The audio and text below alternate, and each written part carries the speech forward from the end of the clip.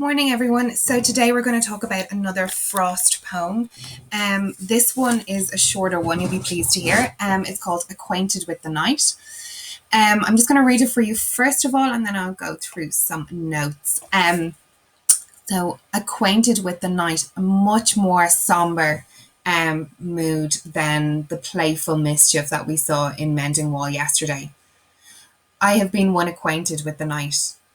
I have walked out in rain and back in rain. I have outwalked the furthest city light. I have looked down the saddest city lane. I have passed by the watchman on his beat and dropped my eyes, unwilling to explain. I have stood still and stopped the sound of feet when far away an interrupted cry came over houses from another street. But not to call me back or say goodbye.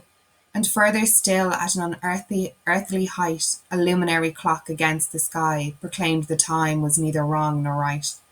I have been one acquainted with the night. So this is a much different vibe to what we've seen from Frost before, although I do think there are a lot of similarities here between Acquainted with the Night and The Road Not Taken, which is a poem I'm sure you've looked at in great detail in junior cycle. So I suppose, first of all, to give you some cultural context, this poem was written in the midst of intense social upheaval and warfare during the 20th century. We're talking about World War II, the Cold War, Korea, Vietnam. So there's a lot of upheaval and change in the 20th century. And this, of course, would have an impact on how, I suppose, people would feel, how they would feel alienated, lonely, confused. There's a preoccupation with material progress as opposed to spiritual awareness. We see that in Sylvia Plath's poem, The Times Are Tidy, as well. But the poem itself begins with a very stark, clear opening statement. I have been one acquainted with the night. It's a very clear statement.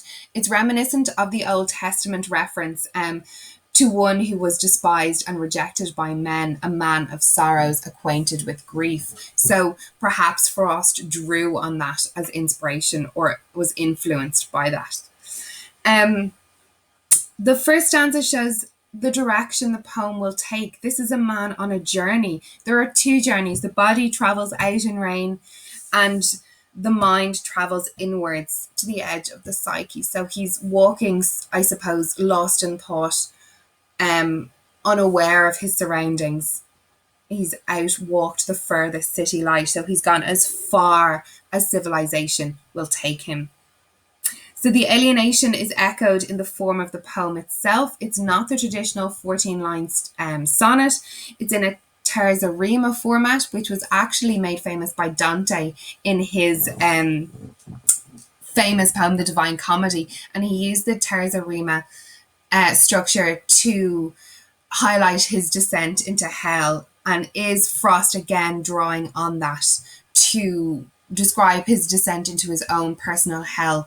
His life was marred by many family tragedies. So is this a moment that he feels was his own personal hell, his own divine comedy, the seven circles of hell that Dante talks about? So did he draw on that as inspiration or influence?